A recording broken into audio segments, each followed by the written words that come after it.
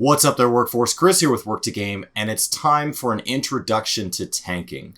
Now, we're redoing this series for Shadowbringers, but we have guides in the past. They all have information that is the vast majority going to be accurate enough to get you started, but I wanted to start from the beginning and go over some basic concepts because this expansion, more than any ever before, has been an easy time to pick up tanking. So if you've ever thought about trying it, now is a really great time. So we're going to be doing a series here. This is the first one, and we are going to be going over the basics of what enmity is. Now, enmity is called threat, aggro, hate, a bunch of different things in different games, but it's basically how mad things are at you and how mad they are at things in general. The madder they are, they always can only target one thing at a time as just a general rule. And so when something decides to target something, it's going to target the guy that's at the top of their enmity list. And as a tank, you want that to be you. Your job is to take the hits in the party. Your job is to have the biggest, baddest armor or the most health or the most ability to mitigate and reduce that damage incoming so that you can have squishy, soft little mages in the back that don't die, and you can have a healer that keeps you up because your job is to stand in front of the boss and just take the hits. And the way we generate the enmity is really simple.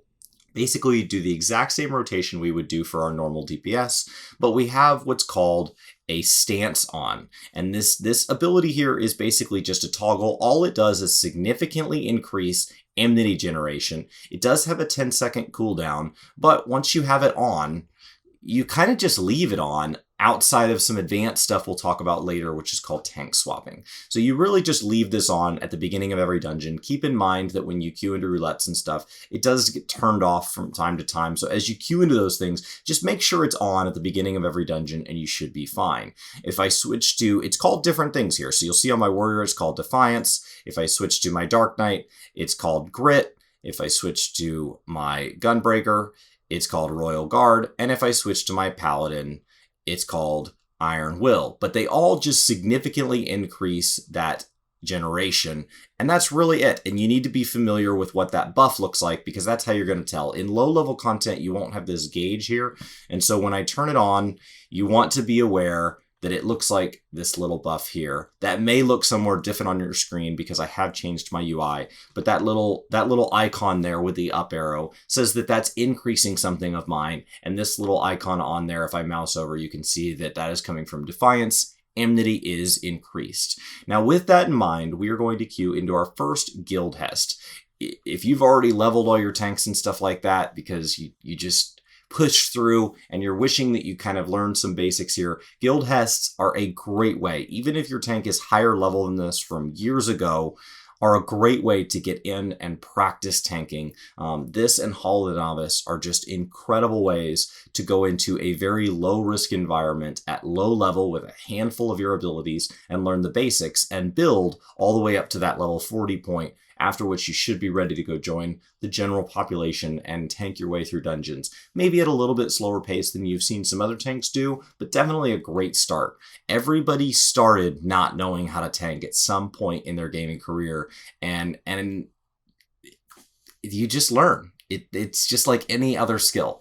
So practice makes perfect. Perfect practice makes perfect. So let's go ahead and get started. I am not a perfect tank by any means, but I will do what I can to help you along this journey to at least becoming good enough to get through normal content, attempt extremes and things like that. All right, so we have zoned into our very first dungeon here, and basically, the goal here is going to be to piss off as many things as possible.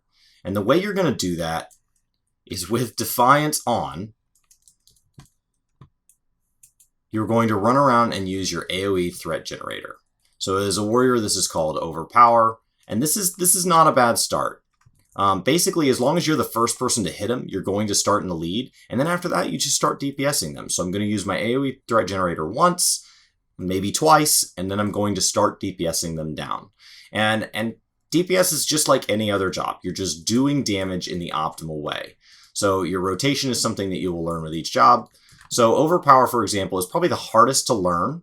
It's the one I'm using right now because it's a forward cone. So you have to kind of position yourself to make sure that it's aiming in front of you. But many of the threat generators in this game are around you. So you just need to kind of stand in the middle of them and basically just hit them. So you'll notice that we just run in here, and as long as he's looking at me, as long as this dot is red, as long as his target is on me, in 99% of cases, I'm doing everything right. And with this duty complete, I've done my job. Just practice that duty until you can make sure everything is looking at you as much as possible. It is that fast. They do go that quick. Guildhests are super quick. The queues can be super long because they're only up to level 40, so not everybody does them all the time. But, you know, maybe when you're just standing around cleaning out your retainers or something like that, if you're trying to learn to tank, you can just quickly queue in, and that's it. You just queue in, try to keep hate. And at that level range, if you do not keep that enmity on everything, if things start attacking DPS, they start attacking the healer, it doesn't really matter. Everything is clearable without that. So I just wanted to show that that was super fast. You can just run in there, remember to turn your stance on, and then just try to hit everything first. And so to make that really clear, let's go ahead and just glance through the abilities here. Starting with Warrior, you're going to be using Overpower. I think this is the most complex one to learn for a level 10 tank because this is a cone before you. So you have to remember to aim it forward. So it has a lot more to do with positioning, which we'll be talking about more in the future. And you're basically going to use 1, maybe 2 Overpowers so that you've hit everything. And once everything is on that little table there and it's all got the red light, you're going to start using your heavy swings. You may need to tab target or whatever you're using to switch targets. You controller players out there, you may need to switch targets as you see things start to turn yellow and shift your DPS towards them, or possibly just put out another overpower to kind of keep in front of that. But in that particular guild has things go down quick enough that once you have threat, once you have that enmity, you should maintain it. If we jump over to Dark Knight here, you can look and you see you're just looking at your level 10. So with Grit on, you'd be looking at Unleash, and that would be dealing your unaspected damage of 150 to all nearby with a radius of 5 yards, and then starting your normal rotation. With Gunbreaker, we'd be looking at Demon Slice, which is a potency of all to 150 nearby, radius of 5 yards, and then starting your normal rotation. And then with Paladin, you'd be looking at